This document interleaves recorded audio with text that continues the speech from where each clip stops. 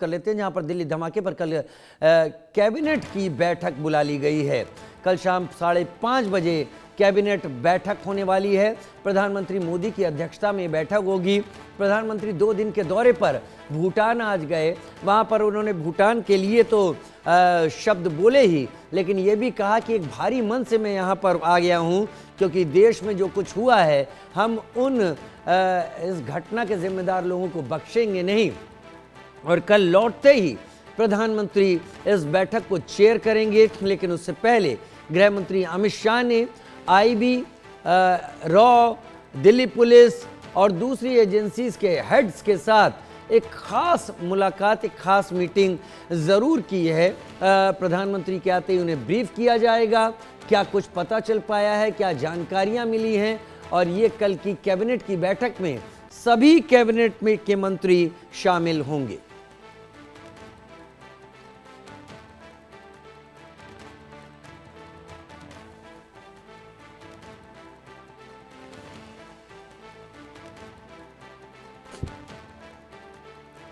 बहुत जल्दी हमारे सहयोगी हमारे साथ जुड़ने वाले हैं। हम आपको बता रहे हैं दिल्ली धमाके पर कल बैठक बुला ली गई है और कल की बैठक में कैबिनेट के सामने सारी बातें होंगी।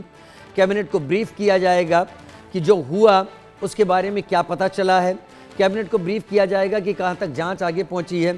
संजय शर्मा हमारे साथ, हमारे सहयोगी इस वक्त जुड़ गए हैं। संजय, कल की ये बैठक बहुत खास है। प्रधानमंत्री आज भूटान पहुंचे और उन्होंने वहां से संदेश दिया भूटान को भी और कहा कि मैं भारी मन से यहां पर हूं, क्योंकि देश की राजधानी दिल्ली में जो कुछ हुआ है। लेकिन ये तय है कि कल शाम तक, क्योंकि गृह मंत्री बैठक ले चुके हैं, कैबिनेट को ये बताने के लिए बहुत कुछ होगा प्रधानमंत्री के पास कि क्या हुआ है, कौन जिम्मेदार था और हम कहां तक पहुंचे हैं। संजय,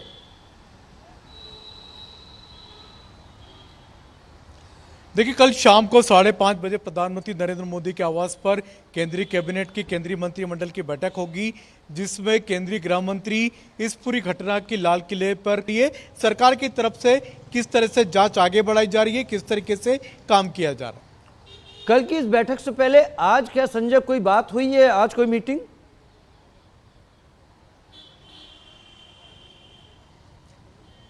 देखिए, कल की बैठक का एजेंडा एकदम अलग है, लेकिन आज गृह मंत्रालय के, अभी हम इस समय गृह मंत्रालय की बिल्डिंग के बाहर मौजूद है। ये कर्तव्य भवन की बिल्डिंग है और यहीं पर गृह मंत्रालय की दूसरी बैठक चल रही है अमित शाह केंद्रीय गृह मंत्री के नेतृत्व में, जिसमें दिल्ली के सीपी शामिल हैं, सतीश गोलचा इस बैठक में शामिल हैं, आईबी निदेशक तपन डेका इसमें शामिल हैं, साथ ही साथ एनआईए के डीजी भी शामिल हैं, दाते, वो भी यहां पर मौजूद हैं। तो ये बैठक इस बात पर चर्चा कर रही है कि किस तरीके से जांच को आगे बढ़ा जाए, क्योंकि जो लाल किले की घटना हुई है उसकी जांच का जिम्मा पूरी तरह से गृह मंत्रालय ने एनआईए को सौंप दिया, क्योंकि जांच का दायरा काफी बड़ा है, काफी व्यापक है, कई राज्यों में फैला हुआ है, सिर्फ एक राज्य इसमें शामिल नहीं है।